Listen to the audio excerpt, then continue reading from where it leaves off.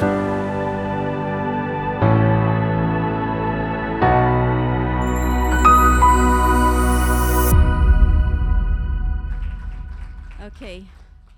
so in order to continue, just to see, I'm very personal here. Yes, again, going personal. I'm so honored and privileged to invite the next speaker, my friend Dana Gelbaum. She is the co-founder and manager of Nedirot by 8400, which I was privileged to be part of the establishing committee of Nedirot 8400. Thank you.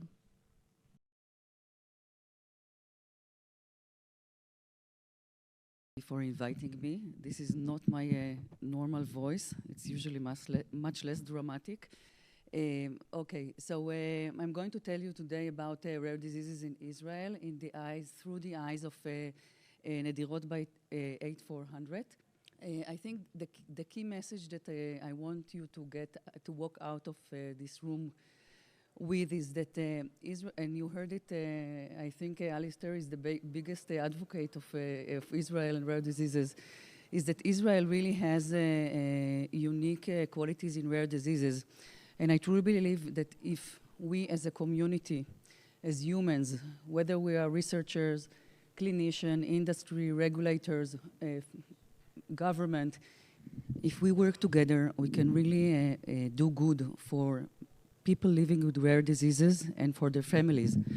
But we can also work together to bring Israel to the forefront and become a global leader in rare diseases.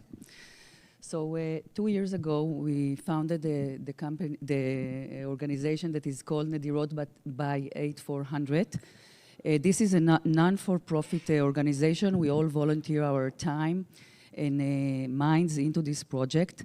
As you can see, most of us work on our daily job in rare diseases, but we all felt that we want to do something dedicated to Israel, and we decided that we are establishing this group. We made two decisions. The first one is that we are focusing on projects that can directly impact the patients and the families.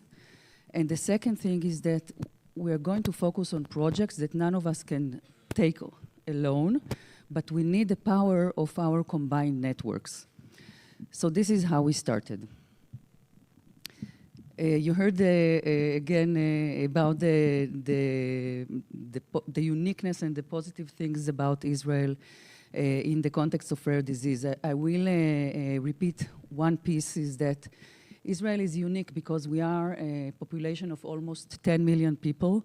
We are a puzzle made of different backgrounds. People came here many years ago or recently from different geographies, different backgrounds, traditions, cultures, nationalities, and everybody is mixed now in different areas in Israel.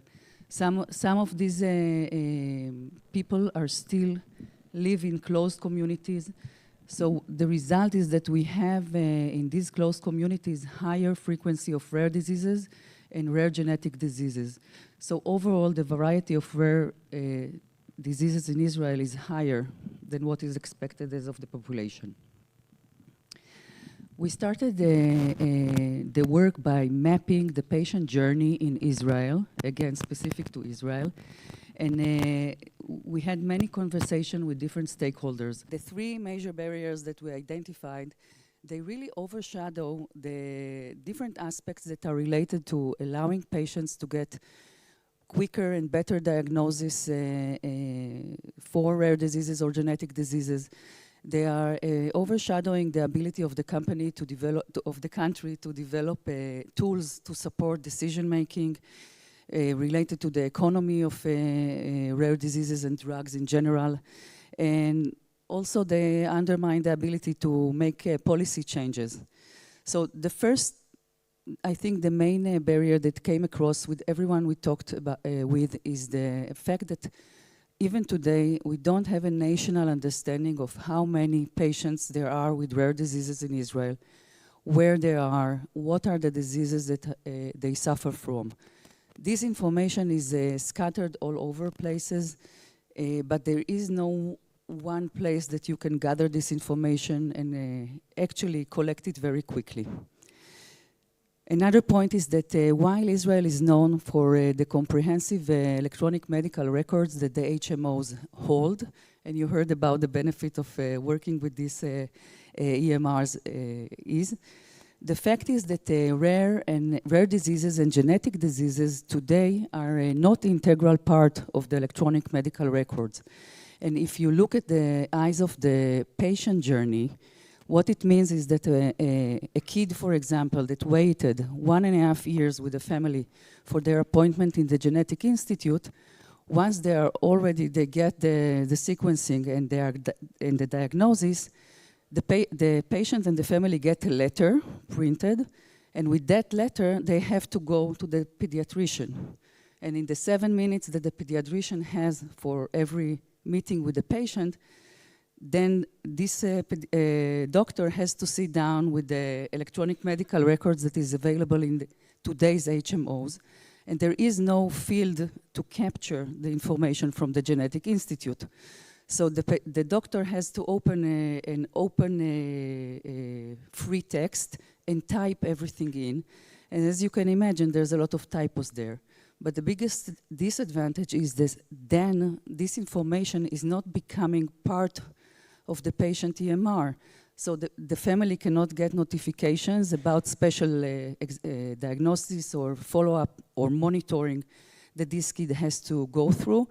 If the kid goes to, let's say, a dental appointment, the orthodontist will not know this kid is not allowed to receive a certain anesthesia, for example. So this is a limitation that these families deal on a daily basis. The third barrier is that the fact that while we have plenty of activities, developments, patient advocacy groups in Israel, each one is working separately. And today there is no cross-silos interaction. So another barrier, another need is to build a marketplace and to tailor this ecosystem. So the first step that we are working on, and this is a long-standing project. By the way, the national registry that the government is trying to build is an activity that they are running since 2014. So they made a lot of progress in the last year, but this is still, it will take a long time to have it standing and running. So the first step that we are doing today is we have a collaboration with the Israeli Ministry of Health. There are data sets in the Ministry of Health that they are maintaining and holding. For example, every genetic institute has to report to the Ministry of Health the results that they have every month of patient sequencing. So this data is actually sitting in the Ministry of Health, but it is not being shared back with all the genetic institutes. And as I mentioned, we have here very unique patient population and diseases. Many of them are not described in the literature that you can find in PubMed or otherwise. So there's a lot of benefit on the daily diagnosis, correct diagnosis of patient if this data would be shared nationally. So that's the first effort. The second project that I'm going to discuss is, we call it Bridge to Rare Diseases. And what we did here for several months, we spoke to patients and families across all geographies in Israel. We sat down to understand their pain, their challenges. And I learned a lot from this process. You know, when there is a diagnosis of rare disease, it's a shock to the family. They really don't know what to do with the information many times. It's not like, and I'm not comparing because it's not a contest, but if you have a diagnosis of oncology, then you have usually a case manager that can work with you, with the family, to escort the family through the process. In rare diseases, the families talk about the feeling that they feel alone in the world. Nobody understands what they have, what they are dealing with. So especially and for me this was new, especially the language barrier in Israel is even bigger, because in rare diseases, the information that is available is really scarce, and most of it is in English. So if people don't have such a high level of English, they cannot deal with that. And for some people in Israel, English is a third language, because the second language will be Hebrew. So we are building a website it's almost ready. This website is basically what we wish that parents will have access to once they have a diagnosis. And this should help them with the first steps into rare diseases. The website includes different type of information, medical reference to reliable resources. Some of them are in Hebrew, social benefits, stories of other families, our tips of how to deal with these challenges, etc.